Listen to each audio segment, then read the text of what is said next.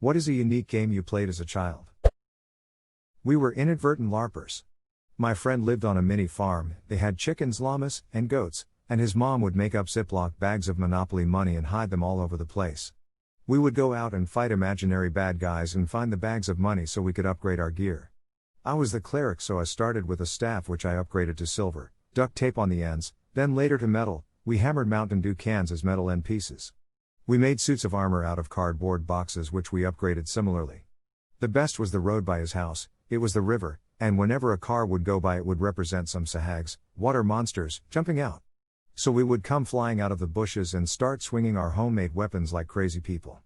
It was the early 90s in the middle of nowhere. Edit, instead of answering everyone individually Doctor, we stayed in contact through high school. I went on an epic cross-country Amtrak trip when I was 16 with them. We drifted apart for about 15 years before reconnecting on Facebook. I made his mom cry good tears when I was able to tell her just how much she meant to me growing up. That sounds awesome and epic in every aspect. It was so amazing. Especially since it was a single mom raising 4 kids, and somehow not only did she make it work, she provided an amazing experience. I was crushed when they moved at the start of 6th grade. Definitely a turning point in my childhood, as I never really made friends like that again. One of these days, you'll be leaving a restaurant and waiting to cross the road along with another couple. It'll be a little rainy, with low visibility, so when your date decides to step out into the street you'll say watch out for the sahags. But it will echo. The man standing next to you said the same thing to his date. You'll turn, and he'll be holding a cardboard box shield. He'll look at you like, am I the crazy one? But you'll smile, and unveil your cleric metal staff. You'll both drop your weapons and embrace each other, as your respective dates get in their respective cabs and instruct their respective drivers to just go. Elevator. Someone would go into the furnace room, shut the door, and they were in the elevator. The rest of us would rearrange the family room, and bring in different props to demonstrate that we were on a different floor. We changed outfits, accents. We played this for a good year. This is pretty hilarious and very imaginative. I'm reminded of the David S. Pumpkin skit on SNL. My sister and I created the Slug Wars. Basically, 2 combatants got backwards into a sleeping bag so their feet were hanging out of the head hole. Then, you blindly battled to the death. Great times. Edit, it's nice to meet so many people who also served in the Slug Wars. Thank you for your service. My cousin and I were convinced that his neighbor's house has diamonds in the garden. We found a bunch of shiny diamond-shaped things in their yard scattered in random places. We used to dig up the dirt hoping no one would notice to find more of these diamonds. I think we found 10 and we split them in half. We would come back again and again looking for them.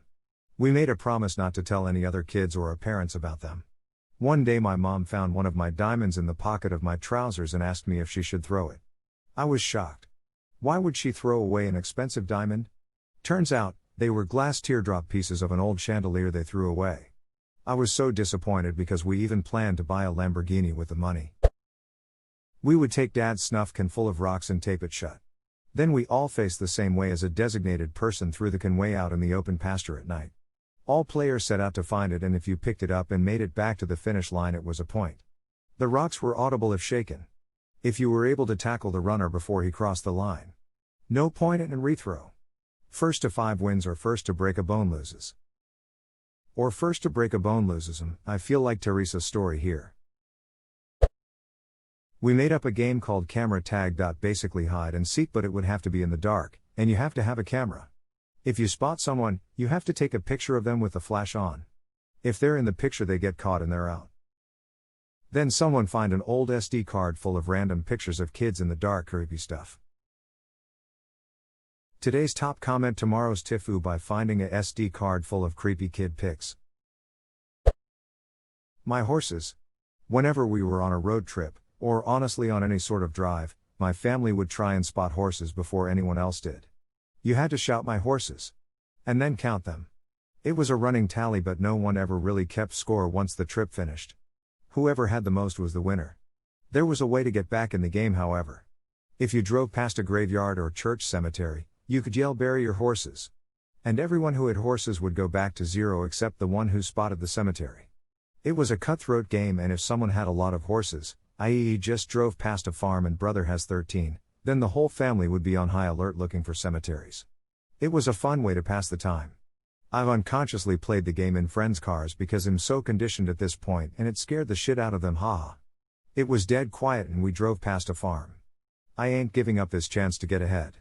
Got my friends playing it now and it'll keep the tradition alive. Edit, thank you guys for the gold and silver. I had no clue that this game was so popular. We thought about playing with cows but the numbers would have been so high, haha. Horses were more rare and thus everyone had to be on high alert to spot them. Good times.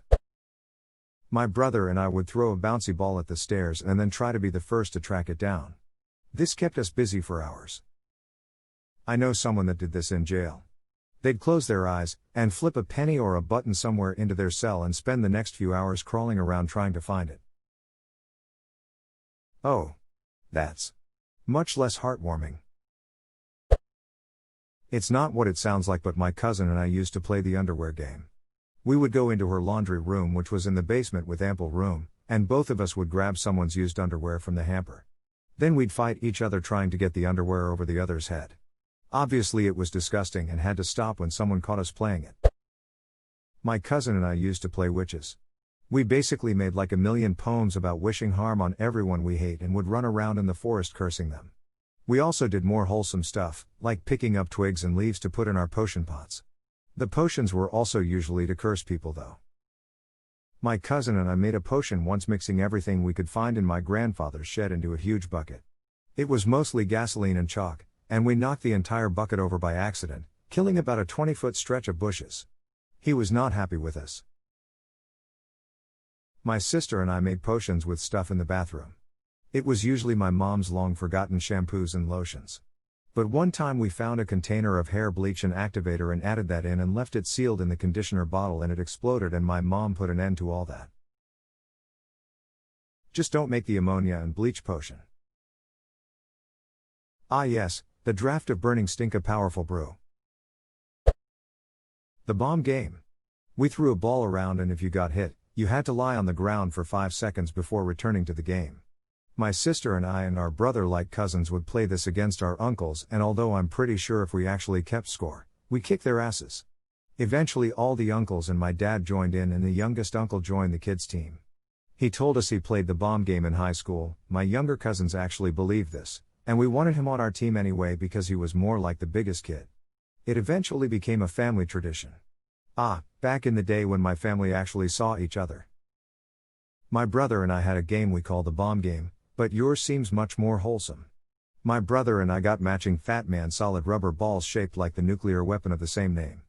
If the other brother enters your room, the bomb was thrown directly at their scrotum. Hit point. We never kept score, but we passively played this background game for at least a year or two. Edit, Fat Boy, Fat Man, because I'm an idiot and forgot the bomb names. The second and third sentences got a little mixed and I thought I read nuclear scrotum. I have a thing for tournaments. I don't know what it is, but I love brackets. I've read books with nothing but brackets of random shit. Best vegetable or best vacation spots and shit like that. On my summer breaks from school, I would stay up super late, like 6 a.m., and I would spend my time playing this tournament game while listening to sports talk radio. Basically I would write down the names of my friends and people I knew and fill out a bracket. It'd flip a coin to see who won.